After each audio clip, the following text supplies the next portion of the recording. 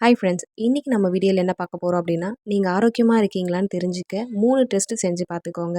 உண்மையிலேயே நீங்கள் எவ்வளோ ஃபிட்டாக இருக்கீங்கன்றத இந்த 3 வழி மூலயமா நீங்கள் உங்களை தெரிஞ்சுக்கலாம். உங்கள் உடல் எடை அதிகமாக இருந்தால் நீங்கள் ஆரோக்கியமற்றவராகவும் ஃபிட்டாகவும் இல்லைன்னு அர்த்தம் கிடையாது. ஒருவரோட உடல் எடைன்றது அவரவர் உடல் தகுதியை அளந்து பார்க்கும் ஒரு அளவுகோல் கிடையாது. நீங்கள் எவ்வளவு உடற்பயிற்சி செய்கிறீங்க, உங்கள் இதய துடிப்பு என்ன, உங்கள் உடல் திறன் என்னன்றதை பொறுத்தே நீங்கள் எவ்வளவு ஃபிட்டாக இருக்கீங்கன்றதை தீர்மானிக்க முடியும். பலருக்கும் நிறைய தசைகள் மற்றும் குறைந்த கொழுப்பு இருக்கும். ஆனால் அத்தகைய நபர்கள் பருமனாக இருக்கிறதுனால அவங்க ஃபிட்டாக இல்லைன்னு மக்கள் நினைக்கிறாங்க. நம்ம நினைக்கிறது தவறு. உடல் பருமனை விட உடற்தகுதி ரொம்பவே முக்கியமானது நிபுணர்கள் கூறுறாங்க.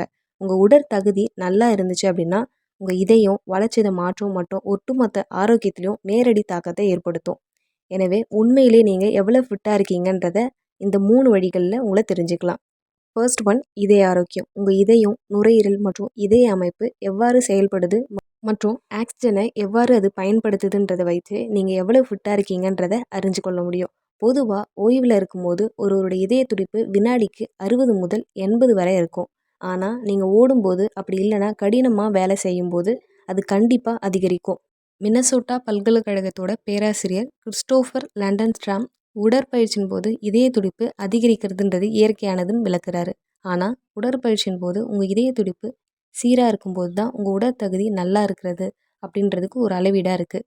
புதுடெல்லி ஃபர்டிஸ் மருத்துவமனையில் இருதய நோய் நிபுணரான டாக்டர் நித்யானந்த் திரிபாதி இதற்கு ஒரு ஃபார்முலா சொல்கிறாரு.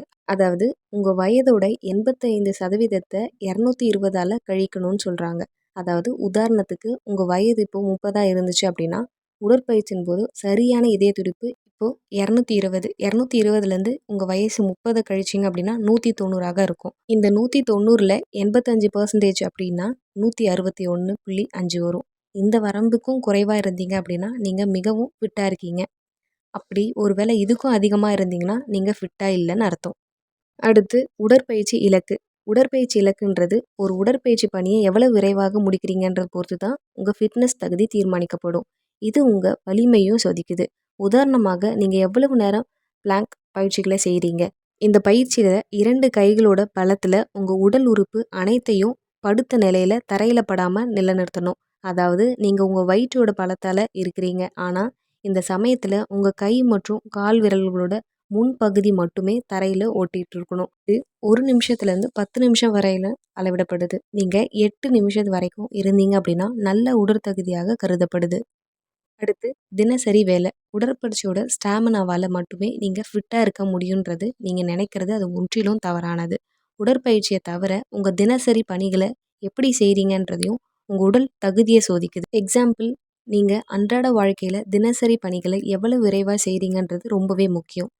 எக்ஸாம்பிள், உங்கள் ஆஃபீஸ்க்கு நீங்கள் போகணும் அப்படின்னா எவ்வளோ சீக்கிரம் நீங்கள் ரெடி ஆகுறீங்க. அடுத்து ஃப்ளைட் அப்படின்னா ட்ரெயினில் போகணும் அப்படின்னா எவ்வளவு சீக்கிரமாக நீங்கள் ரீச் ஆகுறீங்க. உங்கள் வீட்டு வேலையை எவ்வளோ விரைவாக செய்கிறீங்க போன்றவை உங்கள் ஃபிட்னஸை வெளிப்படுத்தும். இதுவரை நம்ம வீடியோவில் நீங்கள் ஆரோக்கியமாக இருக்கீங்களா மற்றும் ஃபிட்டாக இருக்கீங்களான்றதை தெரிஞ்சுக்க 3 டெஸ்ட் என்னன்றதை தெரிஞ்சுக்கிட்டோம். இந்த வீடியோ உங்களுக்கு பயனுள்ளதாக இருக்கும் நம்புகிறேன். பிடிச்சிருந்தால் லைக் பண்ணுங்கள், ஷேர் பண்ணுங்கள், கமெண்ட் பண்ணுங்கள். மறக்காமல் சப்ஸ்கிரைப் பண்ணுங்கள். இதே மாதிரி அடுத்த வீடியோவில் சந்திப்போம். நன்றி.